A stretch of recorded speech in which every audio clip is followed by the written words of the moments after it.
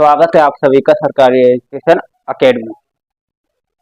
मैं आपका दोस्त चेतन। शुरू करते हैं नई चीज, मतलब जो हमने आपको पढ़ा दिया कि किस प्रकार पृथ्वीराज चौहान और मोहम्मद गौरी के मध्य युद्ध हुआ था और उसमें पृथ्वीराज चौहान हार गए तराइन के सेकंड युद्ध में, जिसके बाद भारत में स्लेव डायनेस्टी की एस्टेब्लिश हुए, मतलब स्थापना हुई।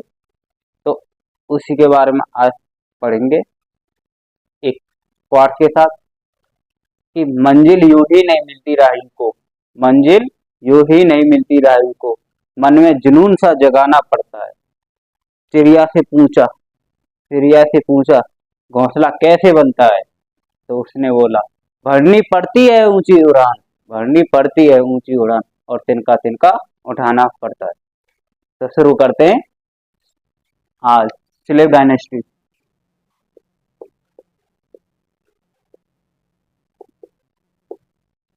स्लेव डायनेस्टी जिसे हम क्या कहते हैं, गुलाम वंश।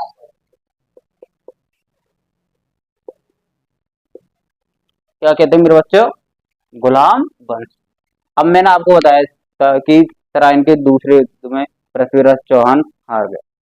हारने के बाद किंवदंती बन किए कि उसे मोहम्मद गौरी अपने साथ अफगान ले गया, जहां पर जहां पर पहले मोहम्मद गौरी की मृत्यु की पृथ्वीराज चौहान ने, उसके बाद पृथ्वीराज चौहान को मोहम्मद गौरी के सेना ने मार दिया। ठीक है। अब मार्च 1206 में मोहम्मद गौरी की मृत्यु हुई।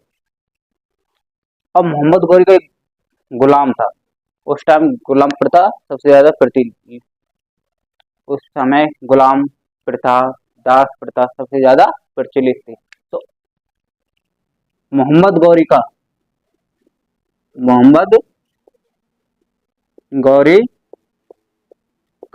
एक गुलाम था जिसका नाम था कुतुबुद्दीन ऐबक। कुतुबुद्दीन ऐबक था। अब वो मोहम्मद गौरी भारत छोड़ के चले गए। मार्च 1206 में पृथ्वीराज मोहम्मद गौरी की मृत्यु हो गई। तो कुतुबुद्दीन ऐबक को उसने भारत दे दिया। उसके जितने भी गुलाम थे, किसी को पंजाब दिया, किसी को अफगान दिया, पाकिस्तान सिंध दिया, लाहौर दिया, तो डिवाइड कर दिया। तो इसको भारत मिला, कुतुबुद्दीन ऐबक को भारत मिला। ठीक है। अब मार्च 1206 में मृत्यु हो गई। तो जून 1206 में कुतुबुद्दीन ऐबक ने भारत में अपनी सल्तनत स्थापित की और यहीं से सल्तनत काल की शुरुआत होती है। कब से? गुलाम वंश से 1206 ईस्वी से भारत में सल्तनत कालीन व्यवस्था शुरू होती है। अब कुतुबुद्दीन ऐबक भारत का बना और इसने अपनी राजधानी बनाई लाहौर। क्या बनाई मेरे बच्चों? लाहौर। लाहौर को अपनी राजधानी बनाया। अब अब तो कुतुबुद्दीन ऐबक को हम लाख बख्श भी कहते हैं, लाख बख्श।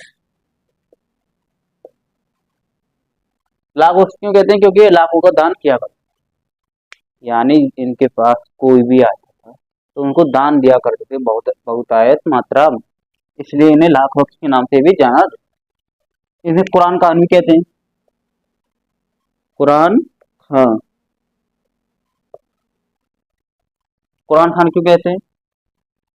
क्योंकि इसे पूरी कुरान याद थी, इसलिए इसे कुरान खान कहते हैं। गुलाम वंश क्यों रखा गया इसका नाम? क्योंकि यह मोहम्मद गौरी का गुलाम था। दास प्रथा उस समय प्रचलित थी, तो दास होने के कारण इस वंश का नाम क्या रखा गया? गुलाम वंश। ठीक है। अब कुतुबुद्दीन ऐबक ने अपनी राजधानी किसको बनाया? लाहौर को। किसको बनाया बच्चों? लाहौर को। लाहौर को अपनी राजधानी बना। अब कुतुबुद्दीन ऐबक के बारे में बताया जाता है कि इन्होंने कुतुब मीनार कहाँ है? दिल्ली में। कहाँ है मेरे बच्चों? दिल्ली में। दिल्ली में कुतुबुद्दीन ने ऐबक ने कुतुब मीनार का निर्माण कराया। और ये किसके नाम पर कराया? कुतुब किसके नाम पर कराया? बख्तियार काकी के नाम पे। किसके नाम पे?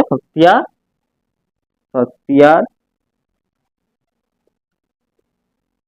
काकी के नाम पर इसने कुतुब मीनार का निर्माण कराना शुरू किया। अब एक बात है, इसके टाइम पर कुतुब मीनार का निर्माण तो शुरू हो गया, पर कंप्लीट बिल्ट नहीं हो पाई, क्योंकि इसकी कंप्लीट बिल्ट नहीं हो पाई, यानी पूरी निर्माण नहीं। इसने जैसे एक कुतुब मीनार है,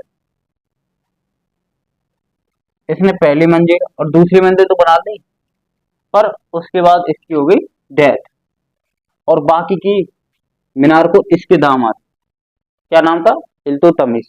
क्या नाम था? इल्तुतमिश ने कंप्लीट कराया। तो अब कह सकते हैं कि कुतुब मीनार को कंप्लीट किसने कराया? इल्तुतमिश ने। निर्माण कार्य किसने शुरू किया? कुतुबुद्दीन ऐबक ने। किसने शुरू किया? कुतुबुद्दीन ऐबक ने। अब मैं आपसे पूछूं, अब कुतुबुद्दीन ऐबक की मृत्यु, एक खेल होता है पोलो। कौन सा खेल होता है? पोलो। पोलो खेलते समय इनकी मृत्यु हो गई। पोलो कैसे खेला जाता है? आपने देखा होगा कि टीवी सीरियल में घोड़े पे बैठ के एक व्यक्ति हाथ में लठिया सी होती है, उससे गेंद को मारता है ना, देखा होगा आपने। तो उसी खेल को खेलते हैं जिसका नाम क्या है? पोलो। पोलो के खेलते समय 1210 ईस्वी में कुतुबुद्दीन ऐबक की हो गई मृत्यु। जानने योग्य पॉइंट क्या है एग्जाम के पॉइंट ऑफ व्यू से देखें कि 1206 में गुलाम वंश की स्थापना की किसने की? कुतुबुद्दीन ऐबक ने। किसका गुलाम था ये? मोहम्मद गौरी का। किसका गुलाम था? मोहम्मद गौरी के। इसने अपनी राजधानी किसको बनाया? लाहौर को। किसने राजधानी बनाया? लाहौर को। इन्हें लाखबख्श के नाम से जाना जाता है, कुरान खां के नाम से जाना, क्यों जाना जाता है? क्योंकि इन्हें पूरी कुरान मुंह जबानी याद थी। और इसने कुतुब मीनार का निर्माण कार्य शुरू कर दिया। क्या शुरू कर दिया उन्होंने? कुतुब मीनार का निर्माण। कंप्लीट नहीं कराया। कंप्लीट किसने कराया? इल्तुतमिश ने। किसने कराया कंप्लीट मेरे दोस्त? कंप्लीट कराया इल्तुतमिश ने। बोलो हाँ या नो? आया यहाँ तक? तो इनमें से क्वेश्चन पूछा जाएगा। अब वो बार पोलो खेलते समय 1210 ईस्वी में मृत्यु हो गई किसकी? कुतुबुद्दीन ऐबक। अब इसका दामाद था और इस साथ में इसका गुलाम भी था। क्या नाम था? इल्तुतमिश, जिसने कंप्लीट कराया कुतुब मीनार को। वह 1210 में भारत पर यानी दिल्ली सल्तनत पर राजा बना। इसको मिटा दूं? नोट डाउन कर लेना। अगर मैं पॉइंट्स को जो आपके एग्जाम के मतलब एग्जाम में कोई भी एग्जाम दे रहे हो, एसएससी का, रेलवे, बैंकिंग, उसमें फैक्ट्स पूछे जाते हैं। अपन सिविल का एग्जाम थोड़ी दे रहे हैं कि उसमें भाई सी सेट वो क्या होता है, प्रीलिम्स में तो आते हैं, पर उसमें भी ऐसे नहीं आता है। उसमें आता है कि चारों के बारे में दे दिया कि इनका सिस्टमेटिक तरीके से टाइम पीरियड लिखिए, कब कौन हुआ, किन किन के मध्य कौन कौन सा युद्ध हुआ। पर एसएससी, बैंकिंग, रेलवे, कोई भी सीईटी, कोई भी वनडे एग्जाम हुआ, उसमें केवल फैक्ट्स पूछे जाते हैं। केवल फैक्ट्स पूछे जाते हैं, क्योंकि फैक्ट्स का तो पूरा खेल है। ठीक है, तो आप नोट डाउन कर सकते हो। तो मिटा देता हूँ, इसके आगे आपको बताता हूँ क्या चल रहा है।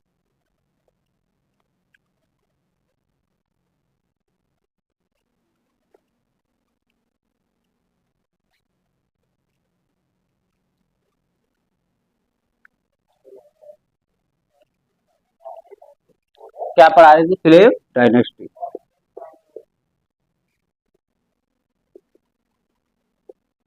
अब मैंने बताया कि 1210 में हो गई कुतुबुद्दीन ऐबक की मृत्यु। अब उसका उत्तराधिकारी बना आरम शाह। कौन बना? आरम शाह। आरम शाह बना। आरम शाह बना, पर ये इतना योग्य शासक नहीं रहा।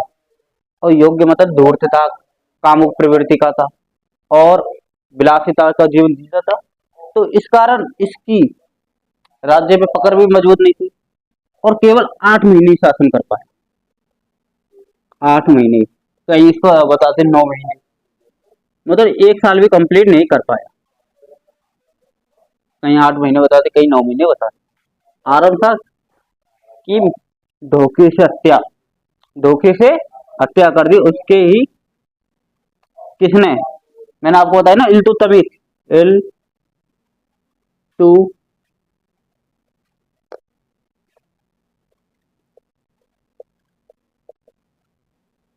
इल्तुतमिश कौन था? ये कुतुबुद्दीन ऐबक का दामाद प्लस उसका गुलाम था।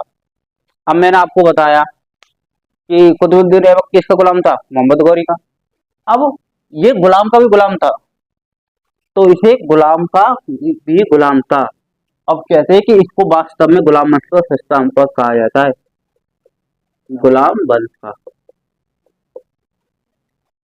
क्या कहा जाता है मेरे दोस्तों? गुलाम वंश का वास्तविक संस्थापक कहा जाता है इल्तुतमिश को। और यह कुतुबुद्दीन ऐबक का दामाद, दामाद प्लस गुलाम था। इल्तुतमिश का दामाद व गुलाम दोनों था। 1211 ईस्वी में सत्ता पर बैठा। इसने दूसरा काम क्या किया? मैंने आपको बताया, सॉरी, मैंने आपको बताया कि इसने अपनी राजधानी लाहौर से बदली, दिल्ली ले गया। क्या किया? ये अपनी राजधानी को लाहौर से दिल्ली ले गया। पहला काम क्या किया भाई? इल्तुतमिश 1211 ईस्वी में बना शासक भारत का। इसने पहला काम क्या किया? ये अपनी राजधानी को लाहौर से दिल्ली लाया। एक चीज आपको याद रखनी पड़ेगी कि लाहौर से दिल्ली क्यों लाया, क्योंकि उस टाइम आपको पता है ना कि ऊपर मंगोल साइड चंगेज खान का शासन था। चंगेज खान का शासन था, तो पश्चिम से आने वाले शासक, इन्वेडर डायरेक्ट लाहौर पहुंचे थे। तो राजधानी, किसी भी राज्य की राजधानी असुरक्षित रहेगी तो वह राज्य कैसे विकसित हो सकता है? इस कारण इल्तुतमिश ने अपनी राजधानी को बदला, और वह अपनी राजधानी कहाँ ले आया? लाहौर से दिल्ली ले आया। कौन लाया लाहौर से दिल्ली? इल्तुतमिश। और ये कौन था? गुलाम का भी गुलाम, इसलिए इसे गुलाम वंश का वास्तविक संस्थापक कहा जाता है। ठीक है। जब वो आरम शाह शासन था, तो ये बंदायूं का वो था गवर्नर। कौन था? ये बंदायूं का गवर्नर था इल्तुतमिश। इसको याद कर लेना। ठीक है। और इसने कंप्लीट कराई थी कुतुब मीनार को, कंप्लीट कराया था ना। ठीक है। एक शासक हुआ था बख्तियार खिलजी। मैंने आपको बताया कुतुब मीनार की निर्माण किसने कराया? कुतुबुद्दीन ऐबक। और प्लस कंप्लीट किसने कराया? इल्तुतमिश ने। किसके नाम पर कराया? ख्वाजा, वो संत ख्वाजा कुतुबुद्दीन बख्तियार काकी के नाम पर कराया। ठीक है। अब एक ही हुआ था बख्तियार खिलजी। बख्तियार खिलजी कौन सा? इसी टाइम पीरियड में हुआ था जिसने जिसने नालंदा विश्वविद्यालय को विध्वंस किया, ध्वस्त किया, और वहां की सबसे बड़ी, विश्व की सबसे बड़ी लाइब्रेरी में आग लगा दी। क्या क्या? सबसे बड़ी लाइब्रेरी थी नालंदा विश्वविद्यालय में, जिसमें अराउंड उस समय बताया जाता है कि 3 से 5 लाख पुस्तक अवेलेबल थी उस टाइम। उस लाइब्रेरी को जला के दिया। किसने? बख्तियार खिलजी ने। इसी टाइम पीरियड के अराउंड था। क्यों जलाया भाई? बख्तियार खिलजी एक शासक था, लुटेरा था, भारत आया। अब भारत में आया, भारत से खूब लूटा, पर उनका स्वास्थ्य खराब हो गया। बख्तियार, किसका? बख्तियार खिलजी का। अब स्वास्थ्य तो खराब हो गया, पर स्वास्थ्य खराब हो गया। पर वो ऐसे बताया जाता है कि वो कट्टर मुस्लिम था। कैसा? कट्टर मुस्लिम। वो केवल और केवल मुसलमानी मुसलमान वैद्य से ही, जैसे हकीम से ही इलाज करवाना चाहता था। किसी गैर धर्म के चिकित्सक डॉक्टर से इलाज नहीं करवाना चाहता था। अब उसके जो हितैषी थे बख्तियार खिलजी के, उन्हें पता था कि भारत में बड़े बड़े भी रहते हैं डॉक्टर चिकित्सक और जो उनको ठीक कर सकती, पर वो कराना नहीं चाहता था। तो उसके हितैषी गए नालंदा विश्वविद्यालय के वैद्य के पास।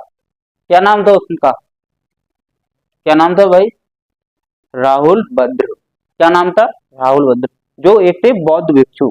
नालंदा विश्वविद्यालय में कौन थे? बौद्ध भिक्षु, जो उनको पढ़ाते थे। और उनके पास शर्त रखी कि तुम इतने अपने आप को इतने ही श्रेष्ठ बताते हो, आपके ज्ञान विज्ञान को इतना ही श्रेष्ठ बताते हो, तो आप हमारे हमारे राजा को बिना दवाई लिए ठीक करके बताओ, कैसे करोगे? भाई राहुल भद्र क्या बता रहा हूँ ना कि ज्ञान विज्ञान में अव्वल थे। तो उन्होंने कुछ नहीं करा, उन्होंने कुरान ली और कुरान के पन्नों पे दवाई लगा दी और कहा कि अपने शासक राजा से कहो इसको प्रतिदिन पेज बाई पेज पढ़े। बख्तियार खिलजी पढ़ता गया और 7 दिन के अंदर, कहने को तो वो पहले दिन ही उसने अपनी स्वास्थ्य में सुधार महसूस किया और 7 दिन में वो पूर्ण रूप से स्वस्थ हो गया। उसे पता चला कि मैं स्वस्थ हो गया, मैं तो मरने वाला था, मैं मेरे को जीने का वो ही नहीं था। सबने हाथ खड़े कर दिए और मैं कैसे जीवा, कुरान पढ़ने थे। तब उन्होंने किन्होंने जो बख्तियार खिलजी के हितैषी थे उन्होंने बताया कि नालंदा विश्वविद्यालय में राहुल भद्र नामक एक वैद्य रहते हैं, बौद्ध भिक्षु हैं, जिन्होंने आपको एक कुरान दी थी जिसमें उन्होंने दवाई लगी बख्तियार खिलजी का माथा ठनका कि यार हम तो अपने आप को अपने हकीम मुसलमान को सबसे ज्यादा सुपीरियर मानते थे, ये तो हमसे भी आगे निकल रहे हैं, कैसे निकल रहे? और उसी समय बख्तियार खिलजी अपनी सेना को लेके नालंदा विश्वविद्यालय पे चढ़ाई कर दी और उसको ध्वस्त कर दिया। यानी कहा जाता ना कि ये श्रुति ही साले एहसान फरामोश रहे हैं, तो मतलब सही कर दिया और उसी को ही मिटाने ध्वस्त करने के लिए नालंदा विश्वविद्यालय की ओर चल पड़े। और जिन पुस्तकों को पढ़ते थे, उस पुस्तक में 3 से 5 लाख पुस्तकें अवेलेबल थी ना, उसमें आग लगा दी, नालंदा विश्वविद्यालय को ध्वस्त कर दिया नालंदा विश्वविद्यालय। और कहा जाता है कि यह आग लगभग 3 महीने तक चली थी। हमारा ज्ञान विज्ञान सब उस 3 महीने की आग में जल रहा था। टाइम बदल रहा, चल कोई दिक्कत नहीं, अब मैंने बता दिया। अब इल्तुतमिश बन गया दिल्ली का शासक। इसे क्योंकि कहते हैं ना दिल्ली सल्तनत को वास्तविक शासक क्यों कहा जाता है भाई? क्योंकि राजधानी को लाहौर से दिल्ली ले आया। कहाँ से ले आया? लाहौर से दिल्ली ले आया, तो इसको कहा जाता है दिल्ली सल्तनत का वास्तविक संस्थापक। ठीक है, आगे बढ़ते हैं। ठीक है, अब इल्तुतमिश ने इल्तुतमिश ने हौज ए हौज ए सुल्तानी हौज ए सुल्तानी का निर्माण कराया। किसका निर्माण कराया? हौज ए सुल्तानी का निर्माण कराया। ठीक है, अब एक चीज मैंने आपको एक चीज बता, सुल्तान सुल्तान होता क्या है? सुल्तान, अब इल्तुतमिश को बगदाद बगदाद कहाँ है ये? इराक। इराक की राजधानी है बगदाद। उसका खलीफा था, खलीफा बगदाद का खलीफा, जिसने 1229 ईस्वी में इल्तुतमिश को सुल्तान की उपाधि दी। यानी पहला दिल्ली सल्तनत में बैठने वाला शासक था जिसे सुल्तान की उपाधि प्राप्त हुई। कौन था वो? इल्तुतमिश। सुल्तान होता क्या है? ये मुसलमानों में एक पद होता है जो कौन है, इस्लाम धर्म का प्रसार करता है। प्लस इसको उलमा वर्ग व उलमा प्लस दो वर्ग होते हैं, एक तो उलमा वर्ग होता है वर्ग, एक उमरा वर्ग, दो वर्ग होते हैं। उलमा वर्ग क्या करता है, ये रखता है धर्म पर निगरानी, क्या रखता है, धर्म पर निगरानी की हमारा धर्म इस्लाम के विरुद्ध के अनुसार, कुरान के अनुसार चल रहा है नहीं चल रहा।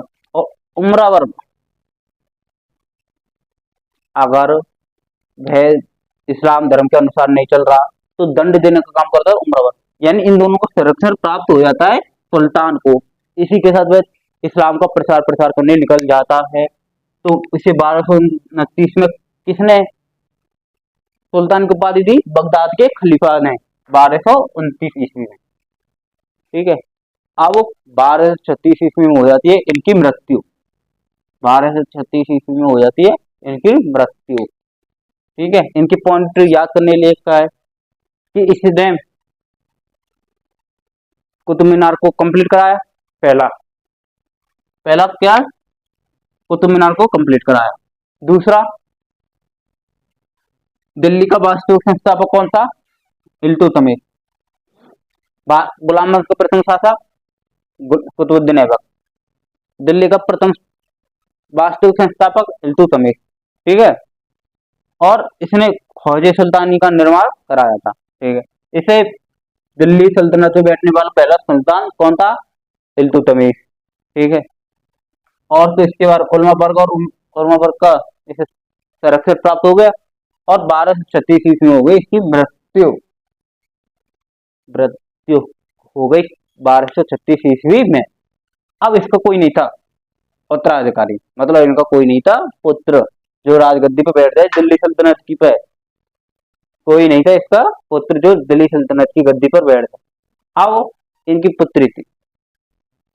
अब एक चीज मैंने बताया ना, उलमा वर्ग कभी भी ये नहीं चाहता कि वह किसी महिला के अंडर शासन करे। उलमा वर्ग यानी इस्लाम में स्पष्ट मना था कि कोई भी स्त्री किसी पुरुष के ऊपर शासन नहीं कर सकती। और इल्तुतमिश इसका कोई पुत्र था ही नहीं, और पुत्री थी पर योग्य थी, योग्य थी। तो इल्तुतमिश की पुत्री जिसके बारे में पढ़ते हैं उसका नाम क्या था, इल्तुतमिश की पुत्री का नाम, जो दिल्ली सल्तनत पे बैठने वाली पहली सुल्तान थी, पहली सुल्तान थी। क्या नाम था उसका, अरे बताओ ना क्या नाम था, रजिया सुल्तान। क्या नाम था, रजिया सुल्तान।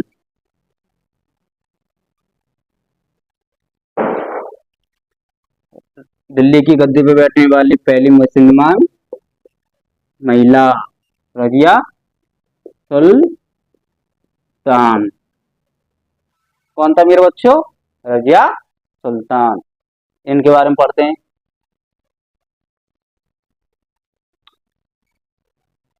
कौन है, रजिया सुल्तान। एक बात याद रखना आप कि इल्तुतमिश का उत्तराधिकारी कौन होगी, रजिया सुल्तान। लेकिन यार बता दें कि इसका एक पुत्र था, क्या नाम था, रुकनुद्दीन फिरोज। क्या नाम था, रुकनुद्दीन फिरोज। अब ये एक विलासी था, जैसे मैंने आपको आरम शाह के बारे में बताई, वो भी विलासी प्रवृत्ति का था, काम प्रवृत्ति का था, और राजकाज पर ध्यान न देने वाला, विलासिता भोग करने वाला, प्लस इस पर इसकी माँ के अंडर में था। कोई डिसीजन अपने राज्य के लिए, अपनी सल्तनत के लिए ले नहीं पाता था। तो परेशान हो गई थी जनता, अमीर वर्ग इनसे परेशान हो गया कि यार करें क्या, साले ऐसा शासक मिला है जो किस काम का ना काज का। तो अमीर वर्ग ने मिलकर ये निश्चय किया कि इल्तुतमिश की पुत्री रजिया सुल्तान का शासन बनाना चाहिए, गद्दी पे बैठना चाहिए। और वास्तव में बैठने योग्य थी। अब उस टाइम पर महिला का इतना सम्मान, इतना वो किया नहीं जाता था। और अगर रजिया सुल्तान महिला ना होकर एक पुरुष होती तो उस टाइम की सबसे महान शासकों में से एक मानी जा सकती थी, मतलब पूर्ण योग से थी। पर उसकी अयोग्यता थी कि वह महिला थी। क्या थी वो? एक महिला थी। अगर महिला नहीं होती तो एक महान शासक बन सकती थी। अयोग्यता केवल थी कि वो महिला थी। ठीक है। अब ये 1236 ईस्वी में बन गई सुल्तान, जिसका नाम हुआ भाई एक चीज, रजिया सुल्तान 1236 ईस्वी में बन गई, दिल्ली सल्तनत पर बैठ। दो चीज, इसने पर्दा प्रथा को त्याग दिया, यानी जो पर्दा बुर्का लगाते थे ना उसको त्याग दिया। और ये जब दरबार में आती थी बिना पर्दा के आती थी, यानी खुले मुख से आती थी। इसने चोगा पहरा, टोप, चोगा और खुला। चोगा क्या होता है? वही चोगा होता है काबा, मतलब जो बांधते हैं कमरबंद में पहन के, जो सुल्तानों की तरह मुस्लिम शासक होते हैं उनकी तरह पहनती थी। खुला है, टोपी होती थी पहन के, और बिना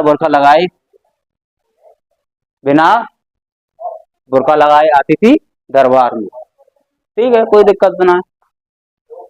पर इससे अमीर वर्ग था परेशान, अमीर वर्ग था इससे परेशान कि यार एक महिला हमने शासक बना दी और ये अपनी मनमानी कर रही है ना, इस्लाम धर्म का वो कर रही, जो नियम बना रखे उनका पालन ही नहीं कर रही। परेशान हो गया। प्लस इसका एक वो था सरदार, घोड़ों का सरदार, घूमने का जो घोड़ों का वो होता है ना डिपार्टमेंट, उनका एक वो था सेनापति, उसका नाम था अमीर याकूत, याकूत जैमलाउद्दीन दीन अमीर आखुर, ए आखुर। अब रजिया सुल्तान की हाइट थी कम, अब घोड़े बैठे थे तो क्या करता था ये अमीर आखिर, उसको पकड़ के कमर से उसे घोड़े पे बैठा था। भाई शासक हो गए, एक घोड़े के सेनापति वो क्या थे कि लीडर से बैठ रही है, वो कमर पे बैठा के बैठा रहा था, उससे परेशान हो गए। अमीर वर्ग ने कहा, "ए, इसे डालो रे जेल में, डालो जेल में।" और इसे बंदी बनाकर दिल्ली सल्तनत की जेल में डाल दिया। ठीक है, डाल दिया। अब क्या हुआ?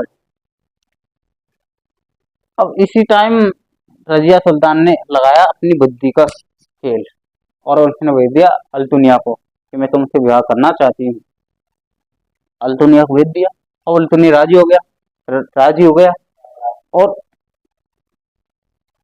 चाल, मतलब क्या कहते हैं, योजना बनाकर वे दिल्ली की बंदी गृह से निकल कर चले गए। अल्तुनिया के पास विवाह हुआ बढ़िया तरह से।